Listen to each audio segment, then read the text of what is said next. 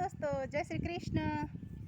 જો ચોમાસું આવી ગયું છે અને મસ્ત બધી વાડું લીલી છમ થઈ ગઈ છે અને વાડની અંદર જે હુડિયા વેલ આવે એના એટલા મસ્ત ફૂલ ખીલી ગયા છે એટલે આપણો જીવ ન રહ્યો એટલે આપણે વેલના ફૂલ વીણ્યા છે. આમ તેમ જોશો એટલે તમને મજા આવી જશે. આમ કેટલા મસ્ત વેલના ફૂલ થઈ ગયા છે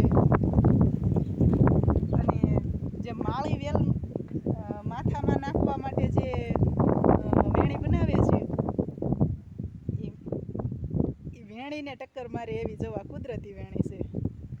જો કેટલા મસ્ત ફૂલવાળી વેણી તૈયાર, કમ્પ્લીટ વેણી તૈયાર છે. જોઈ લો છે ને, બાકી કુદરતી હો વસ્તુ બધી આ. અને તમે માથામાં લગાવી દો એટલે તૈયાર વેણી. આમ જો કેટલા મસ્ત ફૂલ દેખાય છે. ગમે છે ને તમને ફૂલ? હવે આપણે આ ફૂલની ભાજી બને અને અમે બનાવવાના છે ભજીયા, કારણ કે અમારા પતિદેવને ભાજી નથી ભાવતી એટલે આપણે ભજીયા બનાવવાના છે. પણ તમે ફૂલ તો જોવો કેટલા સુપર જ છે અને ઠેલીની અંદર તો એનો દેખાવ કંઈક ઓર જ આવે છે. આમ જો કેટલા બધા મસ્ત દેખાય છે ફૂલ. અને વેલના પત્તા જો આવા હોય.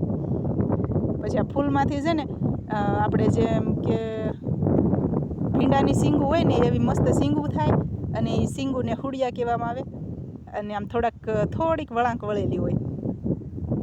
કેટલી મસ્ત કુદરતી કળા આમ જોવો તો. વાવ, મને તો આવું બધું કુદરતી હોય ને બહુ જ ગમે હો ભાઈ.